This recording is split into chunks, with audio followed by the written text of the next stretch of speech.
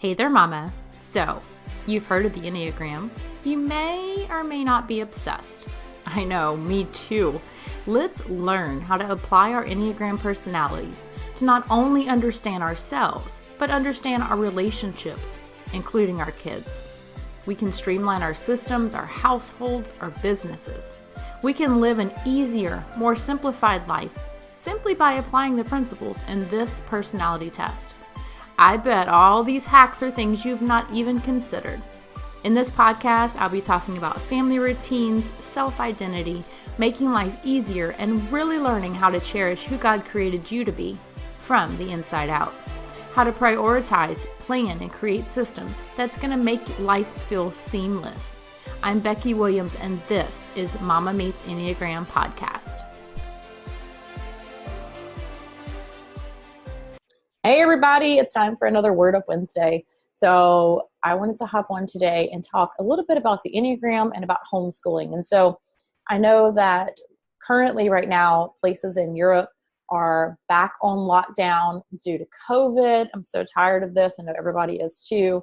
And so I just wanted to talk a little bit about homeschooling. So even if you're not homeschooling in the true sense to where you're in charge of the curriculum, that type of thing, if you're still having to bring your kids home or you're having difficulty with homework or anything like that, although we don't want to type our children because remember the Enneagram has to do with core motivations and you can't possibly know the core motivations of your kids at this age because they don't know what it is either. But there are going to be generalizations that you can kind of see if they have a tendency to go towards one number or a different one. And so I want to talk about the different types of Enneagram numbers with your children and how you can support them right now with homeschooling, because I know it's difficult for you guys. It's difficult for us. I mean, I've got two that are in school. It's difficult for the teachers. And so I think understanding a little bit about these different pieces, it's going to help you to identify how to help them. All right, so I'm going to grab my notes here. So for a type 1, remember there's 9 types for each Enneagram, okay? So for a type 1, they're the perfectionists. So remind your child that it is okay to make mistakes. If your child appears angry, it is connected to anxiety and vulnerability. And so encourage creativity because this is not something that comes natural for a type 1. Remind your child to pace themselves, avoid nagging. They're already feeling very self-critical already, okay? Encourage non-competitive activities like pretend play. So if you have a type 1, if you think that your child would identify with a type 1, then this would be a way to support them. A type 2, these are the helping styles, okay? So let them help you to prepare for school. Let them help you prepare with the activities. Give as much social interaction as possible. These are the kids, they're going to love the Zoom meetings, right? Start on work immediately and then reward with free play after. Make sure that they get started right away. Give them consistency, give them structure. Let them know that it is okay to be angry. And remind her or him that she doesn't need approval from everybody on schoolwork. Just to do her best, and that's going to be good. If you have a child who is an achiever, which would identify with a type 3, tell them that you're proud of them. Encourage relaxing as a task, not as a break. So make that part of the school for the day is relaxing time. Praise him or her for who she is, not for what he or she does. So it's very easy to get stuck into this like, oh, you get good grades, so you get praised. That's good. School's not easy for everybody. School doesn't come naturally for everybody. And so if you have a child who's an achiever who it maybe is not getting the grades that he or she wants, praise them for who they are on the inside. Try not to get so caught up with the grades part, even if that's really important to you. For them, they're going to translate love through achievement. And so you've got to give it to them in a different way so that they can still feel love, even if their grades are not where they need to be. Also, have them prepare the night before so that they can be ready to go. Encourage personal relationships. Set up a wind down routine at night so that they are able to stop all of the noise that's in their heads. We do this as adults, right? We have nighttime routines to help us to wind down, put work away, put, housework stuff away, all of that. And then also add in activities that are repetitive, but not competitive. Repetitive, not competitive. Okay. So things that are predictable, that they know are coming, they feel safe in that, but something that they're not going to have to compete over, because that just adds to all of this, right? All right. So if you have a type 4 child who you think is a romantic, they are going to find school boring.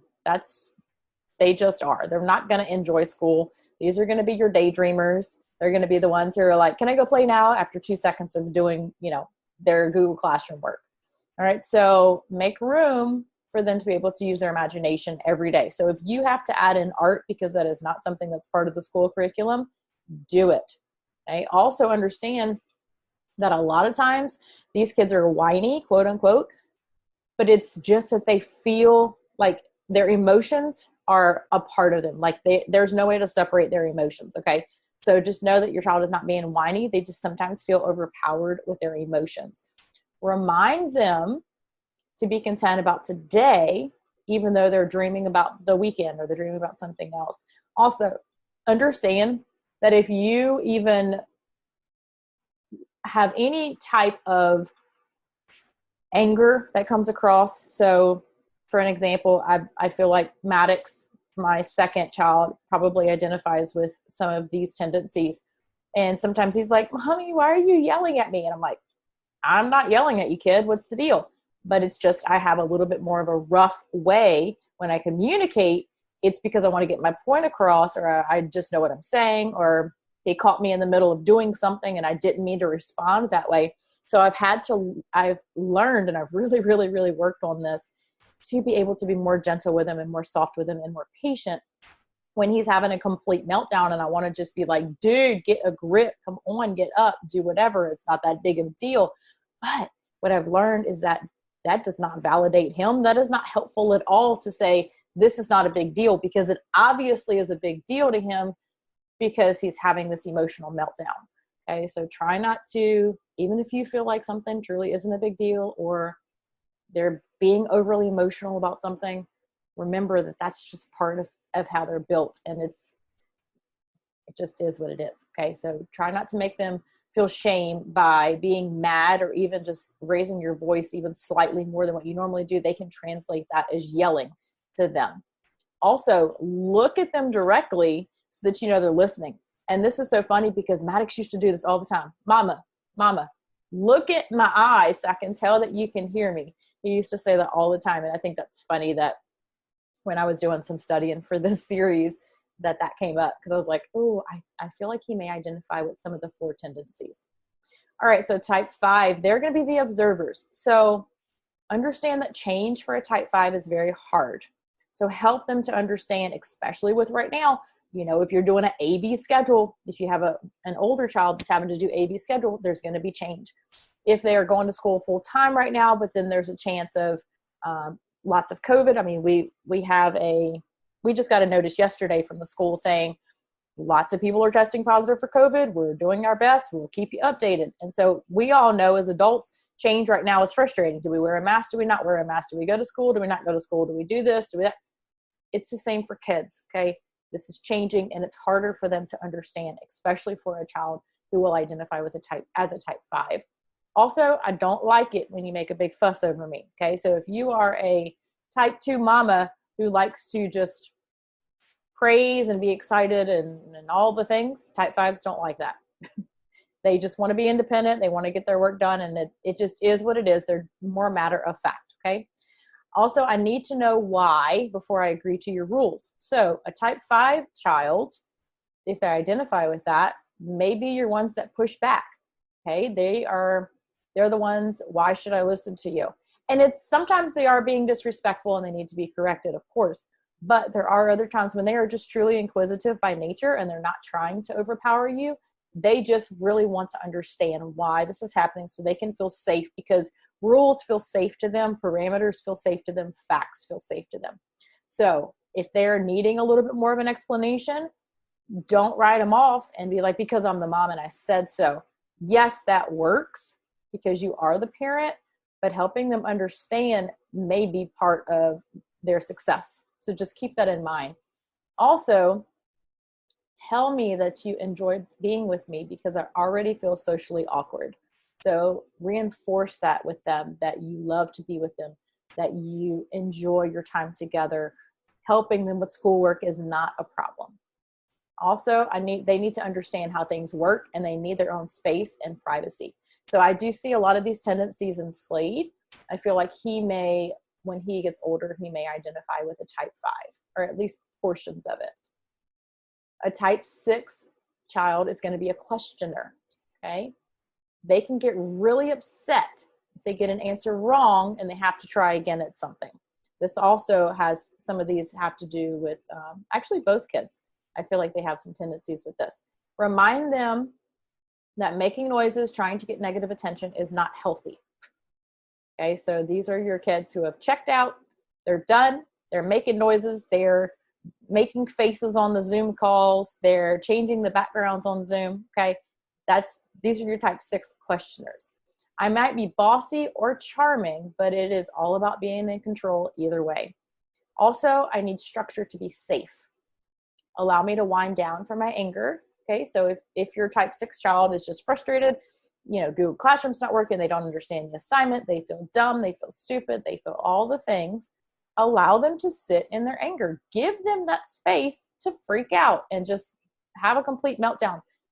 Give them that space and let them do that. Don't try to shut them down. Stop being angry. Quit. You have to do this. Stop all these things, blah, blah, blah, blah. They need to ride that wave and have it out. Let them do it. Also, let me talk about my fears with you and help me find ways to cope with my anxiety.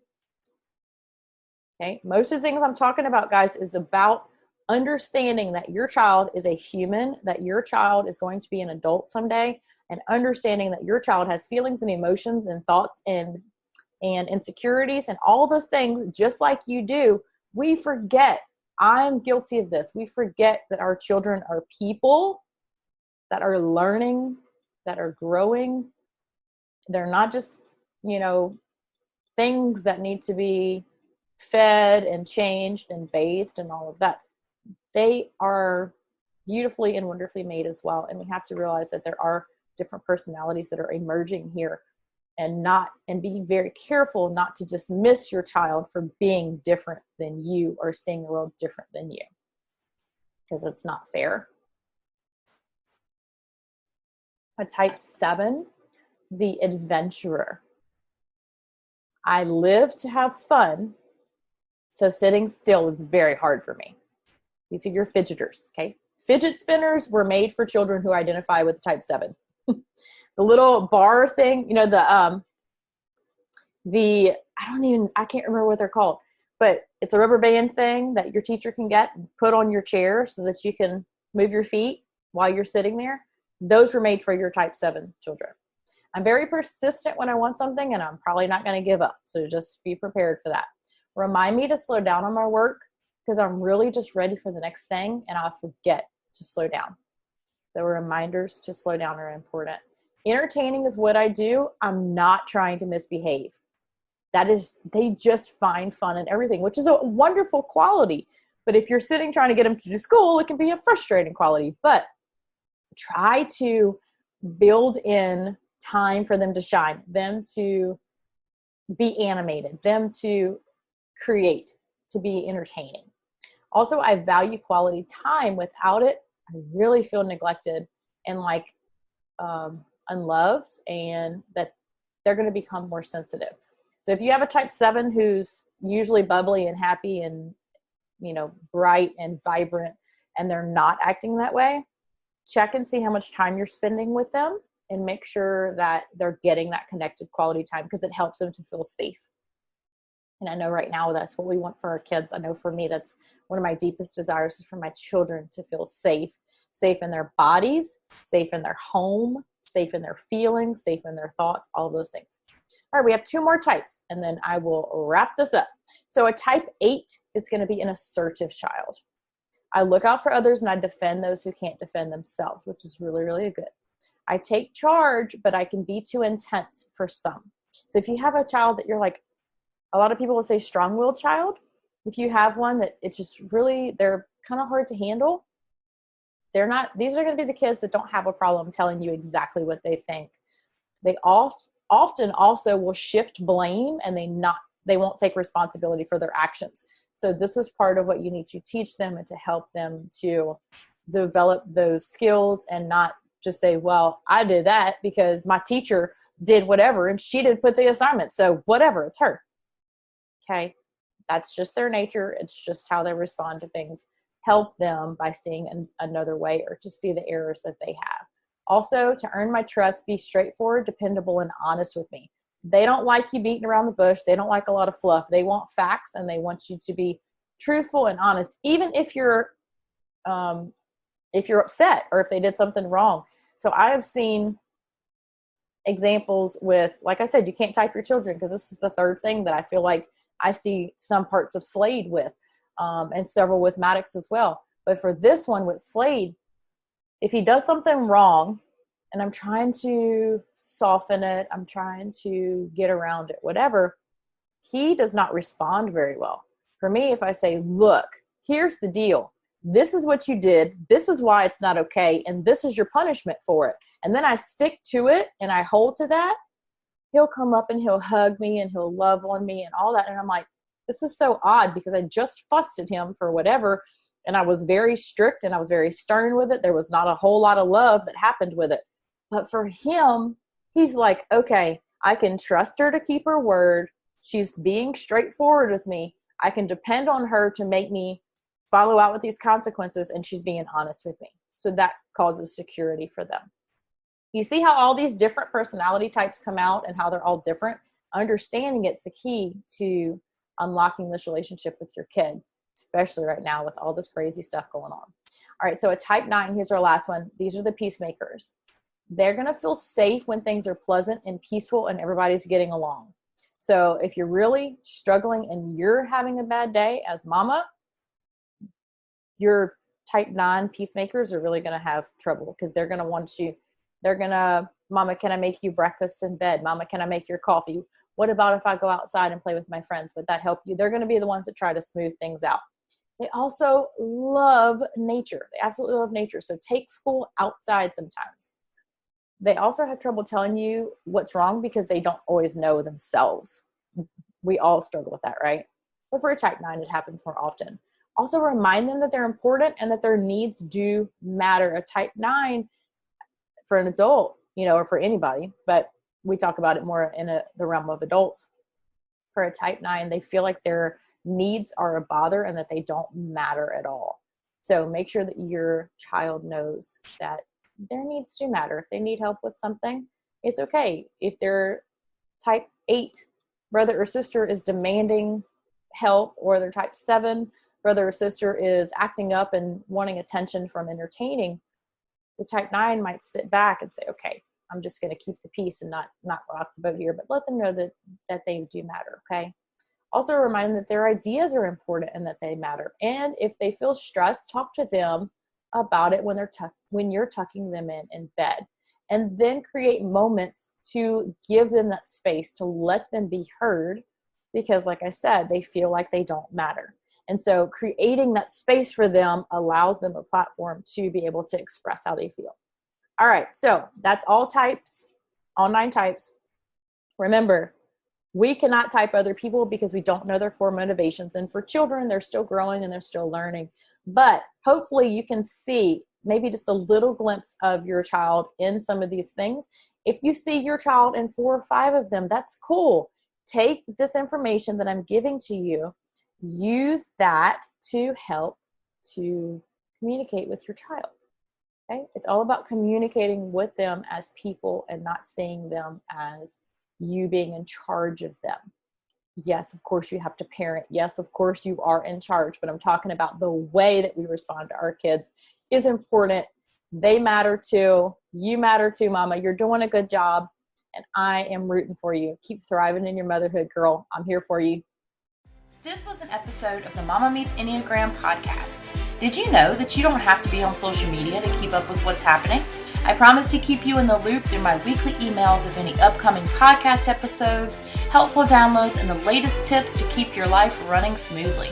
Check the show notes for the most recent freebie. Until next time, keep thriving in your motherhood.